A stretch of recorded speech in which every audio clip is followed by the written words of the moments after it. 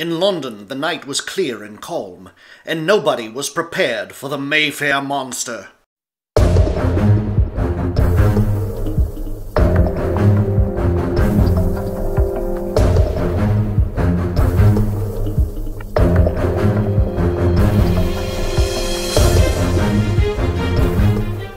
As Brenda Joyce walks down a quiet street, the hideous figure of a werewolf sneaks up behind her. Without warning, the monster strikes. Let go of that girl! But before it can strike a death blow, Bentley of Scotland Yard appears on the scene. Enraged, the monster turns on Bentley. Bentley brings his heavy cane down on the head of the monster, but it breaks in two. With a roar of rage, the monster springs at Bentley. Bentley digs his foot into the monster's stomach and throws the creature over his head. The shaggy werewolf takes a heavy fall. Hurt and beaten, the monster slinks away into the night. She must be paralyzed with fear. Don't be alarmed, I'm a police officer, Inspector Bentley of Scotland Yard. It was the Mayfair monster. The girl faints in Bentley's arms. Poor girl, what a fright. I'll rush her to a hospital. At the hospital, Bentley cannot question the girl. She'll be all right, Inspector, but she may not be able to speak for several days. The case can't wait that long. Next morning, Bentley arrives at the office of the Commissioner of Scotland Yard. Even though the victim can't speak, Commissioner, I think I can go ahead with the investigation. Have you got a clue, Bentley? She's been identified as Brenda Joyce, wealthy ward of Sir Rupert Napier of Mayfair. She called her assailant the Mayfair monster. Have you any ideas about that monster? Yes, the clue is that I broke my stick over its head without hurting it. Sounds like a werewolf. You know the werewolf legend, a man with magic powers is able to take on wolf-like form and ferocity. Well, this werewolf doesn't know much about jiu-jitsu. I gave Mr. Werewolf a tumble. I may pin him down permanently.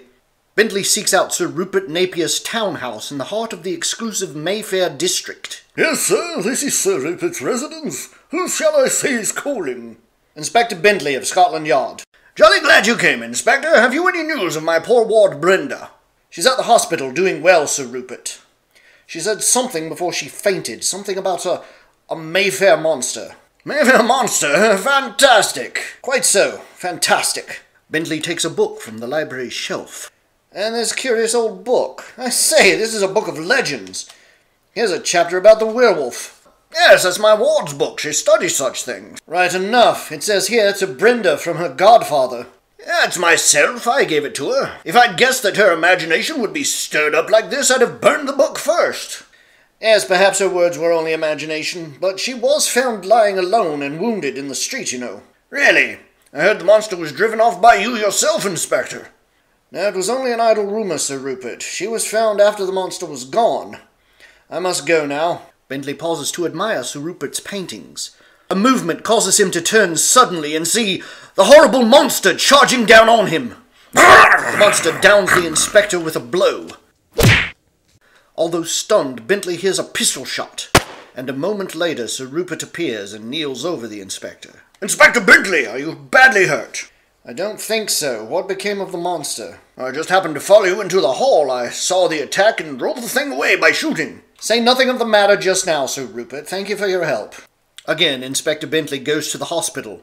With a plan in mind, he seeks the doctor's cooperation. I think my plan will work, Doctor. Please call Sir Rupert immediately. I shall do so at once, Inspector. Sir Rupert Napier's residence, Dr. Trent speaking. Let me talk to Sir Rupert, please. We're sending Miss Brenda home to you. She's feeling much better. Thank you, Doctor. That is very gratifying. That same evening at Sir Rupert's home. She'll be all right, Sir Rupert, but don't disturb her tonight. I shall guard her myself, Doctor. But that night, when all is still in the sick room, the monster appears to claim its victim. The talons extend to rend and clutch when, suddenly, a wig comes off in the monster's hand, and Bentley springs nimbly out of the bed. Stand where you are. You're under arrest. I thought it was you, Sir Rupert. This iron mask broke my cane and gave me the clue that it was a fake head. You wanted to kill your ward for the money left to her in your trust. You excited her imagination with the book about werewolves. You gave yourself away when you spoke of my being present at the rescue of your ward. How could anybody know I was there but the monster? You tried to throw me off the trail pretending to rescue me from yourself. And so I came here tonight disguised as Miss Brenda, and you fell into the trap. And so the Mayfair monster was caught and brought to justice by Inspector Bentley of Scotland Yard. Follow Bentley in another hair-raising mystery in an upcoming episode of the Public Domain Comic Book Network.